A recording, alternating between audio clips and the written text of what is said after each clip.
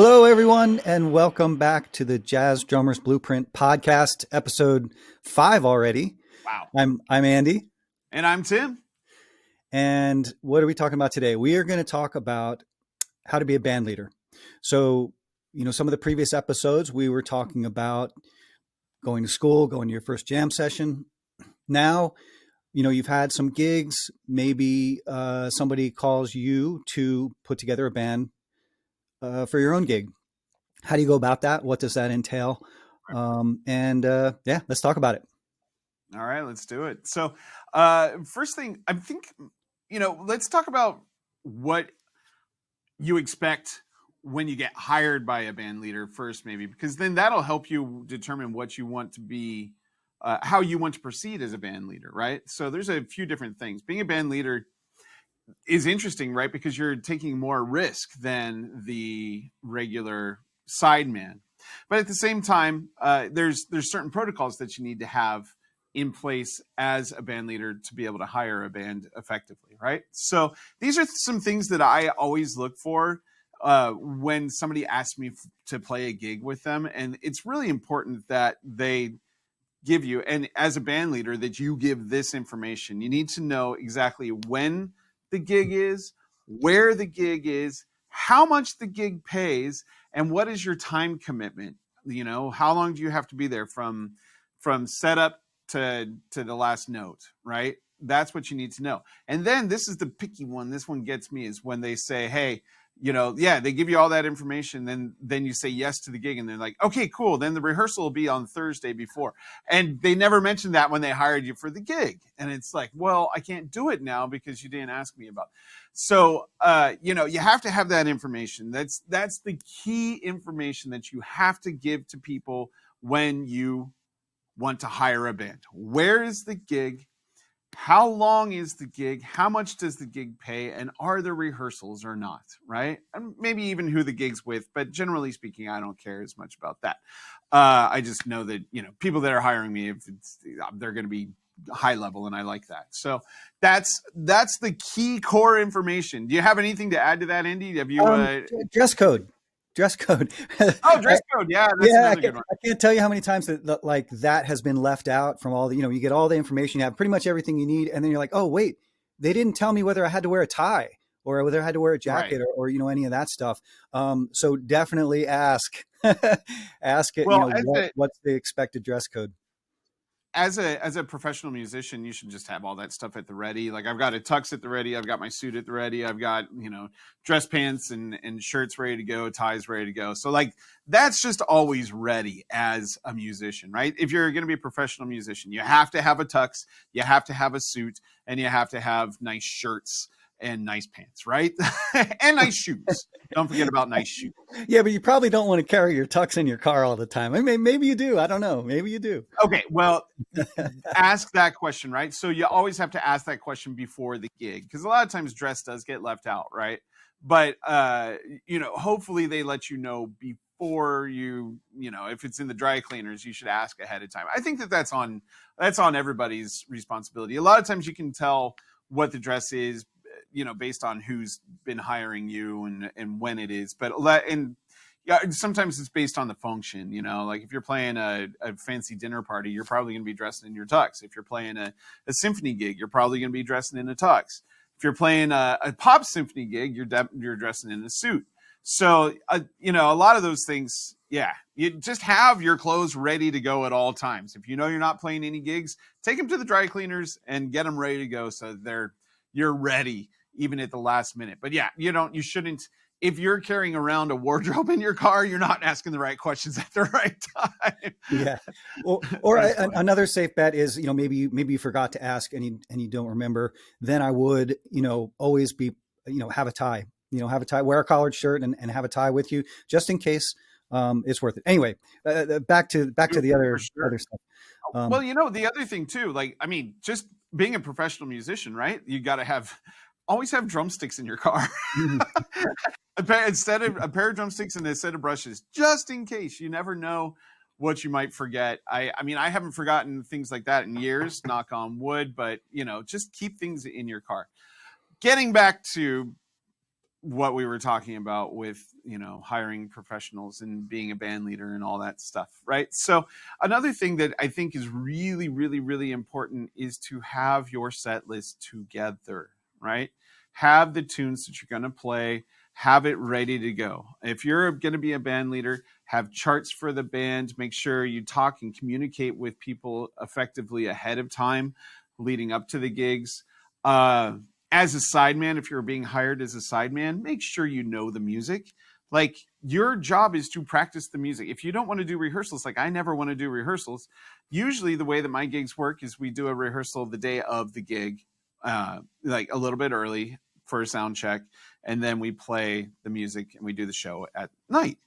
And the only reason that that works is because all of us in the band do our homework ahead of time, right? So we're all listening to the music, transcribing the music, doing what we need to do to be able to perform the music at a high level when the show comes without much rehearsal, right? So as a band leader, that's what you should expect from your people that you hire as well. So that's the type of musician that you want to hire, is one that will always be prepared, right?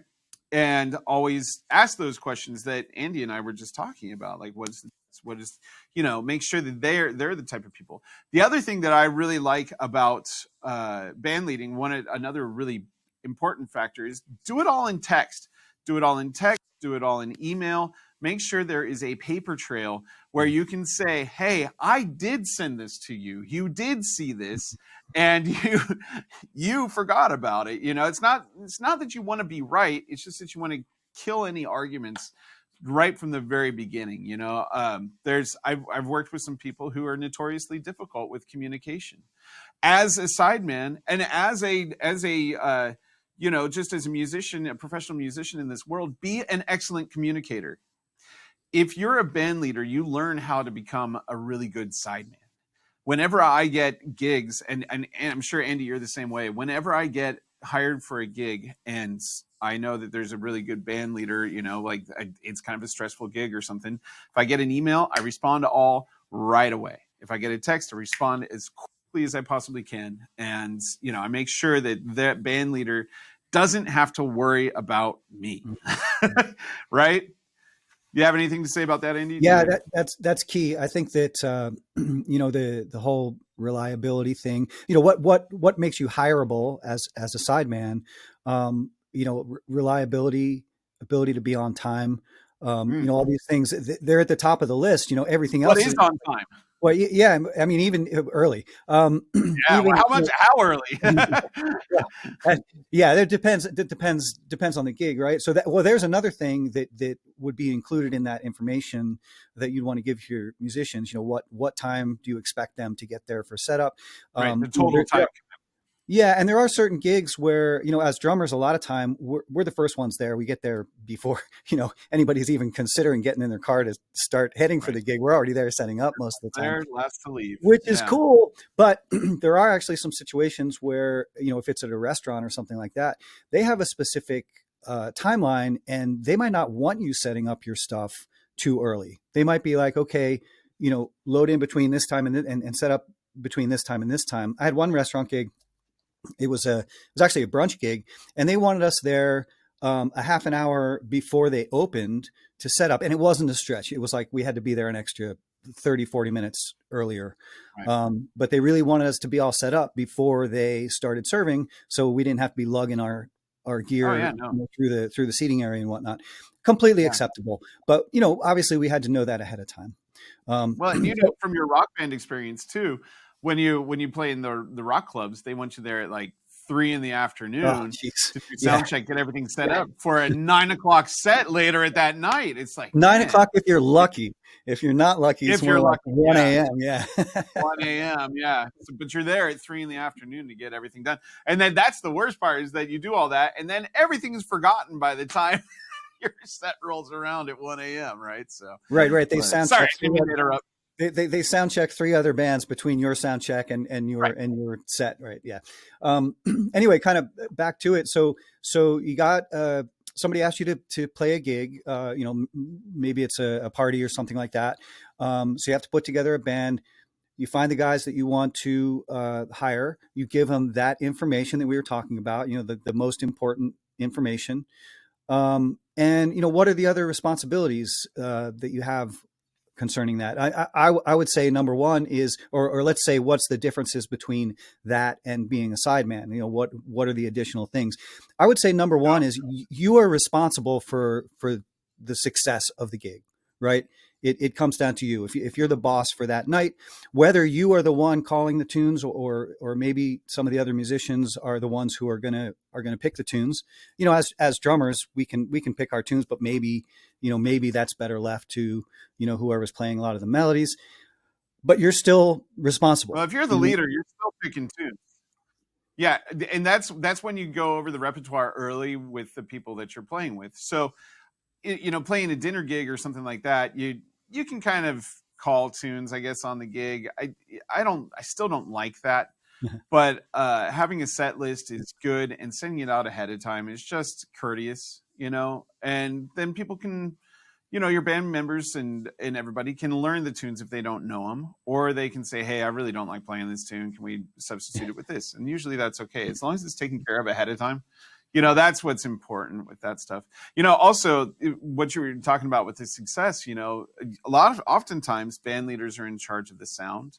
You're in charge of making sure that you're talking to the right people at the venue and making sure that everybody's happy at all times, especially if you're playing like a restaurant gig. You want to make sure that the maitre d', or the manager, whoever is there, and you want to make sure that you're playing it at an appropriate level. The whole band is playing it at an appropriate level. And that goes into like hiring the right musicians for that gig. You want to make sure that everybody there is having a great experience. And it's not just the musicians and the staff, it's the customers as well, right? That's in that type of gig. When you're in a more of a concert style gig, now you have to talk to the promoter, right? So you have to be part of the people that are doing all the promotion and the hiring.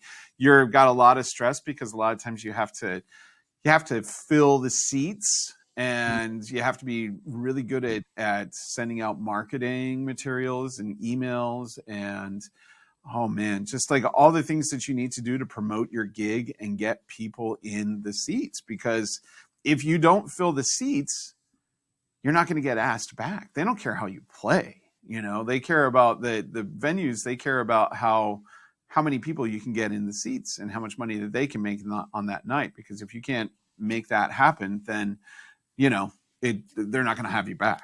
And they're not interested in helping you build your your following in a lot of these places. So you have to have a following. You have to get people into the seats. And so that's something that's weird as a band leader that you don't always think about, is just how, or as a musician, like as a sideman, I'm worried about the music at all times. But as a band leader, you're worried about the financial responsibility of playing this gig, right? So let's say it's something where the gig has a minimum pay of $500, but a maximum payout of $3,000.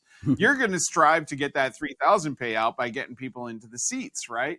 So how much extra work do you put in as a band leader? You're putting in all this extra work to get people there, get your band hired, get your band motivated, get your band to put out that, hey, I'm playing these gigs, and put it out on all your social medias and get things together. So there's like a lot of that extra stress that a band leader has, and that's before you played a single note. It's just absolutely insane. And then if it's a travel gig, oh my gosh, you're the travel agent too. You got to like book people's travel. You're booking clubs far away. Hopefully that's why managers start to come into play, but you're booking places to play, you're booking their travel, and then on top of that, you're taking all that financial risk, because if you got a travel gig, generally speaking, you're going to have to pay people a stipend and just make sure that your musicians are well taken care of, because you want them to want to work for you. So it's man, and that has nothing to do with music. That just has everything to do with just being a band leader and getting your gig off the road and off the ground, right? Then the next part is just having something to sell beyond your music, right? So if you're a band leader, you want to have a CD, you want to have some sort of downloadable thing or a t-shirt or something where people can buy it, and you can make your extra money and get extra money for your time back, hopefully. And there's the other thing is the leaders' fees. A lot of times leaders will take an extra, large chunk out of the fee of the band's pay fee, right, of these concerts, which is fine, and they deserve that because they work really really hard on the other side of the music. And if they make it so that all I have to do, if you're a band leader and you make it so that all the sideman has to do is think about the music, you're doing a fantastic job, right? That is all that the sideman should have to think about, which is amazing. If the band leader's got all that extra responsibility on top of that, let's say you're playing at a regular like club gig or something like this, and you hire your musicians and you say it pays $200. You have your musicians, you pay your musicians at the gig. You don't say, I got to wait for this check to clear. Have your money together so that you can pay your musicians at the gig. Make sure that they are paid that night by Venmo, Zelle, cash, check, whatever, and then keep track of all that. You have to keep track of that because now you have an expense, right? So the club pays you this amount of money. You have to then not get taxed on that amount of money. We're not tax professionals here, so we're not going to really talk about that right now, but you have to be careful with all that stuff. Yeah. So I don't know, like being a band leader, there's so much to it. I love being a sideman, but I also love being a band leader because when it goes well, it is unbelievably great. And you have this great sense of accomplishment as a band leader that you were able to put all this together. You had people, the audience loved it. You get people coming up to you and saying how much they love your music and love the things that you do. And the bands, if they're well taken care of, they're going to just love working with you. And then concert promoters, when everybody's happy, they're happy. Everything is great. And it's such a wonderful feeling that you don't get as a sideman. You get a great feeling as a sideman. You have that spirit of camaraderie. You have the gig experience, the concert experience with your band, which is wonderful in itself. But that sense of pride that you have for putting something like that together is incredible, right? So I don't know. That's my take on all that stuff. I'm probably forgetting some things too, but yeah. I think a lot of that stuff you just talked about is something to aspire to, right? I mean, that's as you get higher and higher level gigs, that's the kind of stuff you need to think about. So let's step back to the beginning though and say, okay, this is your first kind of situation where you are tasked with being the band leader. And, a couple things to think about at first, obviously you want to find the right people. You want to give them the correct information. You want to make sure that you have, good lines of communication, both with the venue or whoever is running the occasion that you're playing, good communication with your band members leading up to the gig. And then, absolutely. What are some of the other things that, maybe as previously just being a sideman, or maybe you're a younger musician, what kind of things do we need to add on top of what we're thinking about just to make sure we have all the bases covered? One thing that came to my mind that happened to me in one of the first couple of gigs that I was band leading, it was like an anniversary party or something like that. I put together the guys and I got some really musicians that I really wanted to play with. Like we talked about that in the jam session thing. It's like, when you get a gig, when you can hire people, think about who you want to hire because, this is a key for getting hired by them in the future. So that's definitely a consideration. So I had my contact point. It was at a country club, kind of like a really nice place. And we set the price, and everything was great. And then comes about a week before the gig, they called me up and said, "Hey, we need proof of insurance." And I was like, "Oh, right, yes." What? Because if you play at a restaurant or a club or something like that, that's usually pretty much all taken care of. That's not even an issue. But at private parties, this can be an issue, especially if they are hiring a place. Oftentimes they will ask you for a certificate of insurance. Now it's not a deal breaker because you can get single day insurance to cover events like this. And it's not that expensive. I think like on that occasion, I think I paid $100. Maybe it's gone up a little bit since then, but it hurt me bottom line wise because it was like one of the first, gigs I had. So I didn't want to come back and say, hey, well, I didn't expect this. You need to pay me more. I took it as a loss. So I made a little bit less money. I didn't pay my musicians less. I paid me less, right. and I was okay with that. Right. That's the risk of being a band leader. I was Yeah. disappointed, but hey, it is what it is. Live and learn. And I did actually. The good thing about it was when I came in that situation again, the next time that was a thing, or you learn to ask. Like if it's that type of situation, you say, hey, do I need a certificate of insurance? If they say yes, then you know what to do. If they say no, great. But I knew how to get it quickly next time without having to do all the research. So that's one thing. I'm trying to think of other things that might be pitfalls to someone who is just doing this for the first time. Um, I think, Oh, what about so there's another one where you'll play a venue where they don't allow anybody to be plugged in. Have you run into oh, that? I have not, although I have That definitely played gigs where no one has been plugged in, but I don't think I've ever been in a right. place where they said you could not plug in. That's interesting. You need to Yeah. know that.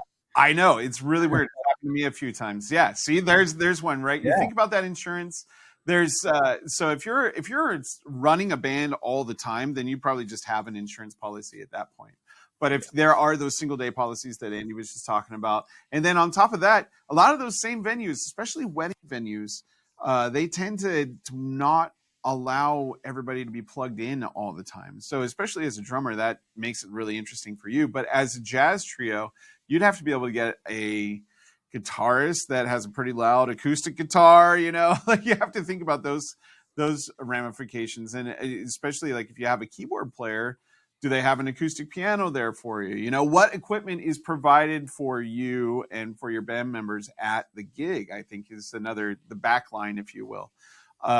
That's another consideration that you need to figure out and have there. Another thing too is stage plot. I'm getting back to the bigger ones. A lot of times they have a stage plot. You have to make sure that you know where everybody wants to set up when you're at the gigs. It's just stuff that people like to know. Man, when I think that insurance thing, that was a good one. I love that I because I don't know love that's it. happened to me on a. Bad memories. It was a good gig I know. though. Well, yeah. And so, like you bake in the cost of the insurance in the next time that you do that gig, right? So you have to Yeah, bake well, in the cost and of the you insurance. mentioned it. You mentioned it earlier, but even at these lower level gigs, if you're the band leader, do not feel bad about taking a little bit extra as your Mm-hmm. pay versus what you're paying the musicians.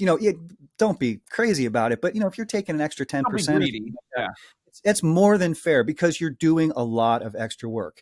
I know, and Yeah. you learn as a sideman. I mean, I've had people complain that maybe they knew how much the band leader was making, and they're like, oh, the band leader's making this, and he's only paying us this. But until you've done the work of a band leader, you don't really understand. It's like, well, okay, this guy's been on the phone for, maybe he's put a couple hours on the phone, Yeah. doing all this other stuff. Just texting the musicians, it takes a lot of time. So, It do does. not, yeah, don't It's a give lot of stress. It's not it just is a time, lot of it's stuff. stress. And the risk, just like we were talking about, it's Yeah. like that the band leader is responsible to make sure everything goes well. And if it doesn't go well, whose fault is it? It's the band leader.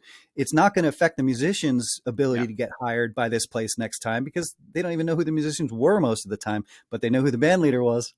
So that's super important. Mm-hmm. And also, Make sure we don't your want to talk. musicians that you hire represent you well. Yeah, right, right. Well, that's a huge issue too, right? And so that comes back to it's not just how you play, right? I mean, it's like how you present yourself. You don't want someone Right. who's going to get up there and get drunk on stage at somebody's Yeah. retirement party or something. And yeah, that's a whole sticky situation. Maybe we do a separate episode Well, on that kind of stuff because that just that's tough.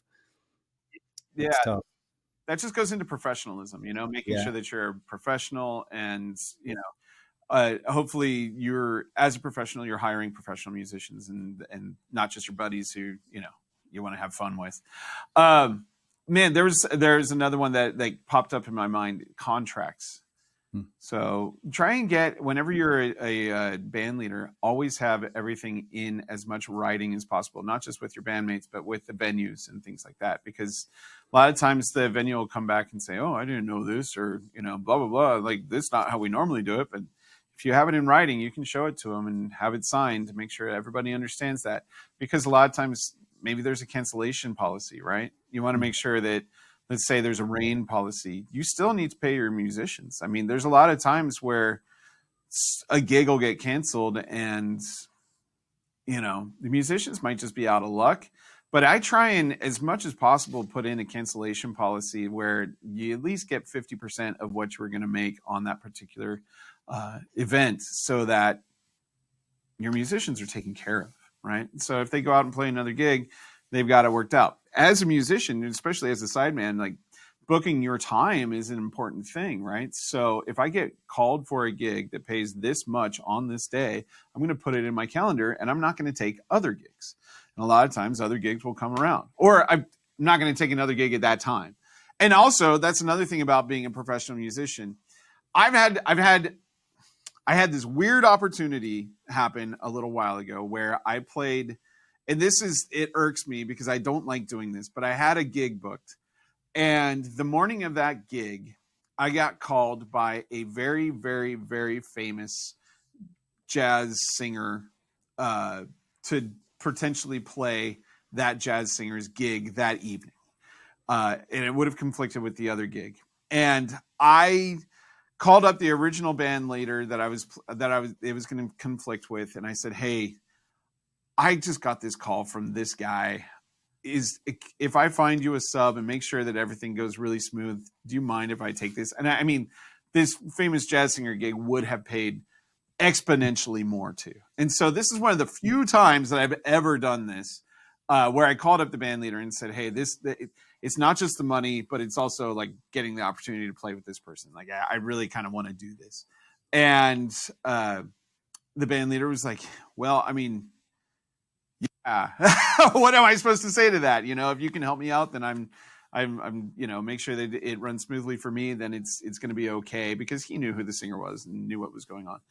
And that was the only time where it's okay to probably do something like that. Most of the time, if you get a gig and you put it on your calendar and it says it pays $150, you committed to that gig as a sideman.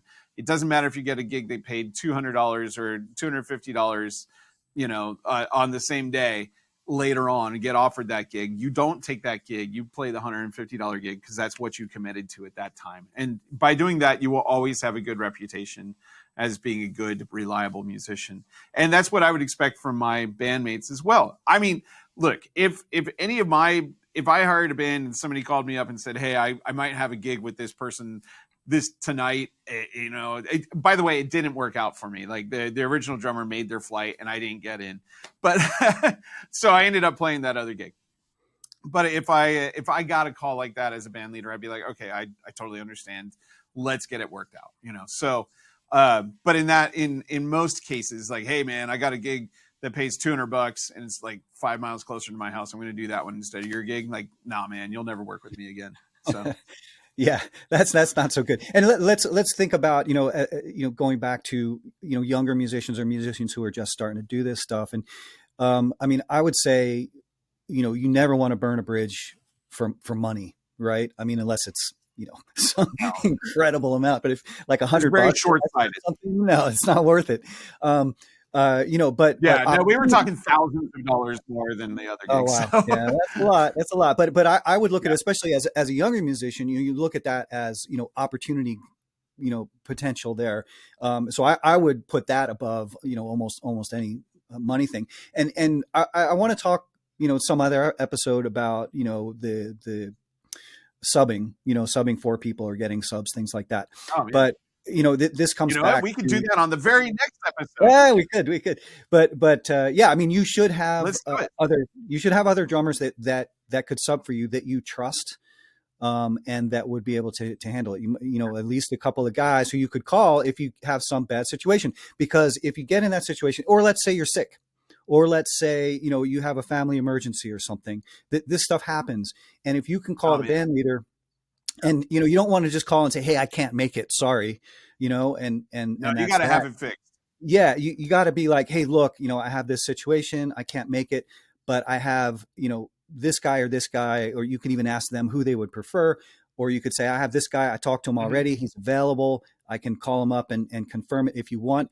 But a lot of times what'll happen is you'll do that and the band leader will appreciate that, but then they'll say, oh no, I have another guy who I can get anyway. But you want to have the Yeah. resource Yeah. available. Yeah. And as a band leader, Exactly. that's another thing. You should have that list of people that it's like, oh, well, if one of my guys backs out at the last minute for any number of 1,000 reasons, you have other people that you can call and instantly be able to fill that spot without too much trouble. Yeah. I've got another pet peeve about that exact thing, though. So this comes from band leaders that say, hey, I've got an emergency or I've got a gig tonight or tomorrow or something short term. And they send out a group text to every drummer that they know saying, hey, guys, and it becomes a derby to get the gig. And I will never respond to those. And as a band leader, you should never do that either. It's going to take you a little bit more time. And I get that it's a little less efficient, but it also, as a musician or as a sideman, you kind of just feel like garbage because like at that point you're just all interchangeable and it doesn't really matter.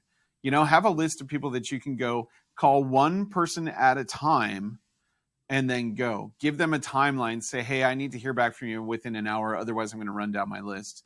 And if you don't get them on the phone right away, but if you do get them on the phone right away, make sure you give them the option and just, that's your drummer, that's the person that you hired. If you have to start running down your list, don't run down your list. Don't start calling every drummer I know the temptation is there, but it will work out. You will find somebody to do your gig or saxophone player or whatever you're hiring. Don't send out the derbies text. Don't send out the derby email. Don't do any of those things. It's very unprofessional, and I hate it personally whenever I get one of those. I haven't gotten one in a while. I think people are starting to catch on to what I like and don't like around here. Yeah, I agree. I'm very opinionated. That's super fair because it's not really fair. But I would say if you are a musician and you do get texted by a band leader for that purpose or called or emailed, whatever, respond as quickly as you can because maybe they are in a hurry, and maybe they need to know in a certain amount of time. So if you can get back to them quickly, you got the gig. I've definitely had a couple of situations where, I've gotten a text or email or something and I've been out and haven't been able to respond even for like an hour. And then you text them and they're like, oh, thanks for getting back to me. But I already found someone. So, if you can be relatively quick with that stuff, you have more likelihood of picking up those gigs. But also, like, as a band leader, you gotta I get it. I get that you want to run through and get as many people as quickly as possible. But if you're calling someone, give them a courteous amount of time. Give them 30 minutes, 45 minutes, and let them know that you've got 30, 45 minutes before you're going to have to move on to the next person. And I know that seems really stressy, but that's just the right way to do it. It is the right way to do it. Other than like calling up, 5 saxophone players, and the first one that picks up gets the gig. Don't even leave a message in that case. Don't leave a message until you've gone through. Don't say, hey man, I got this gig. I really need to talk to you.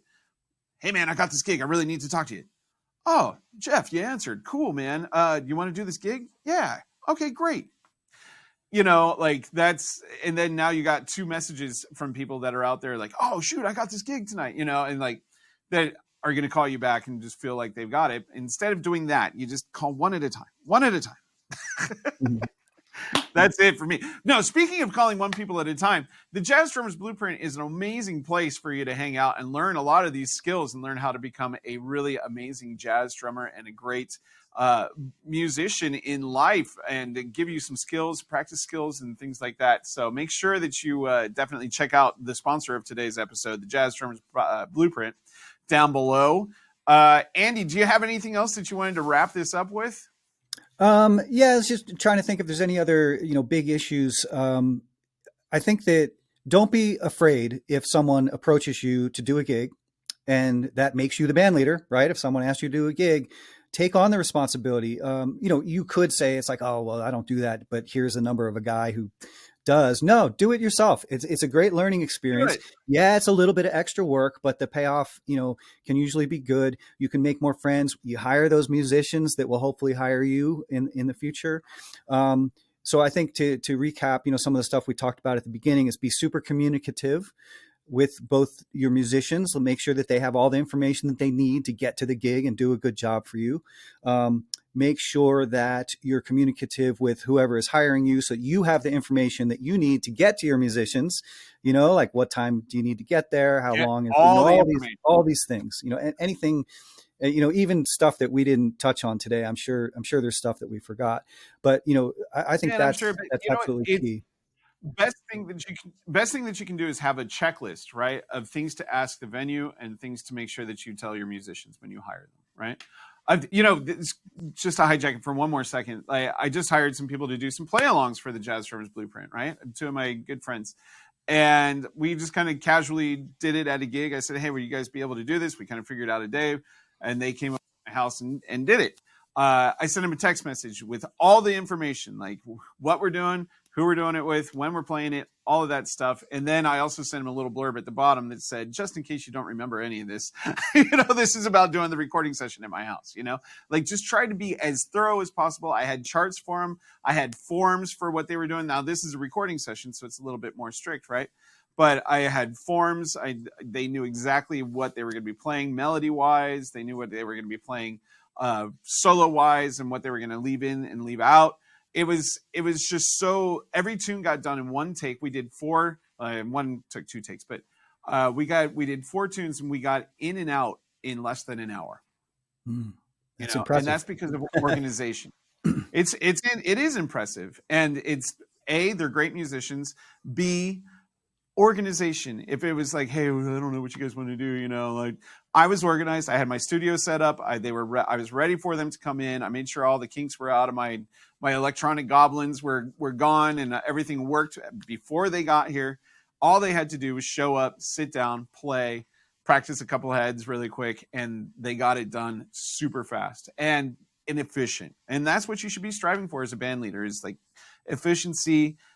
For your musicians, you need the communication, the organization, all of that stuff, right? So, yeah, sorry, I didn't mean to totally hijack it, but I just wanted to give that personal story because that is a band leader gig. What you're talking about. Like if you have musicians coming and you're paying them, that's a gig for them. It might be your gig. You're recording, but that is a gig. So that makes you the band leader for that gig. I would say too, even if you are doing these gigs, restaurants, farmers markets, whatever the case may be, we haven't really talked about social media yet. I think we'll do an episode on that. What does a jazz drummer need to do with social media or not? But even if you're playing at a restaurant or any function really that's a public function, you want to get word out. Even if you're playing a gig that does not require you to fill the seats, right? Like you're talking about, like a concert thing is kind of a different situation. But let's say you're playing at a restaurant. If you can get a handful of people that come there because you are there playing, I will guarantee you that will make the owners and managers very happy, and they will be much more likely to ask you to come back again. And that's the way you end up getting a regular gig, I think, is if you can get, you have a small restaurant that you're playing and you get 3 or 4 tables that stay there for a while and spend a bunch of money at their restaurant. Guess what? They're going to be happy about that. So there's the caveat to that too, right? So you get a gig at a restaurant and you bring a large audience to that restaurant. The first time you do it, you bring a large audience, you get that regular gig. So you get the next time you play. So the next time you play might be the next following week. So maybe it hasn't been a while. It's been a while since you played, and that's why you have such a large audience. The second time you play, the audience comes down a little bit. Third time you play, a little bit more. Fourth time, a little bit more. Like fifth time, all of a sudden, you're not really drawing anybody anymore because you're playing there all the time. So there's that market saturation too that you need to be careful of and make sure that you're doing things to entice people to come out.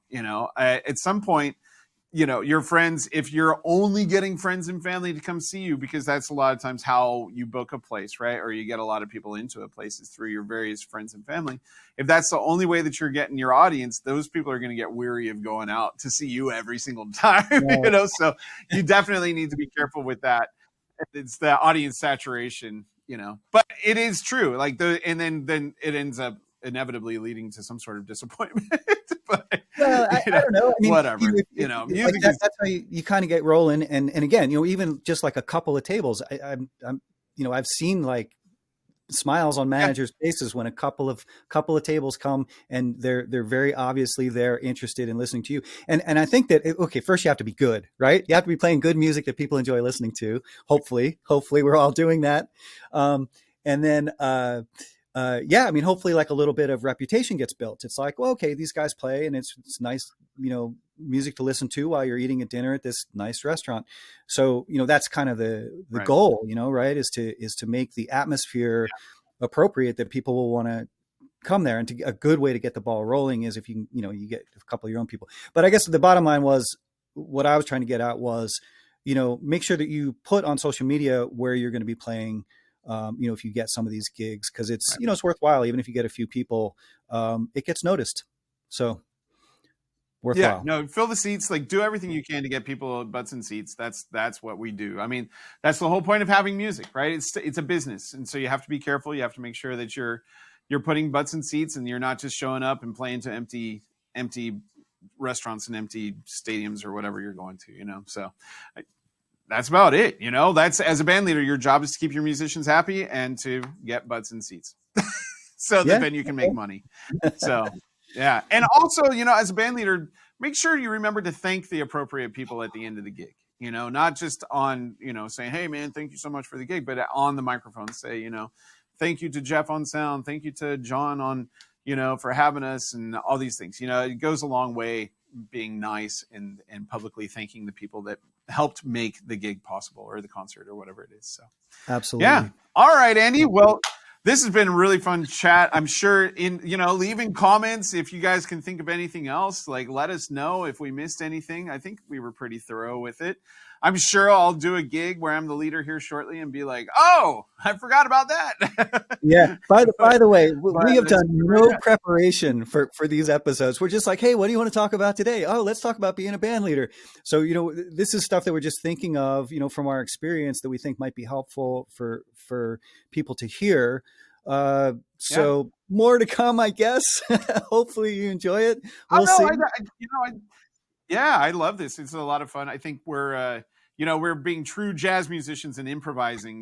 We have topics obviously that we come up with, but the improvisation is key because that's what we do, right? So again, it's being organized with this whole thing, being organized and being polite and being courteous and making sure that you put all the edges on the gig. That's what it is.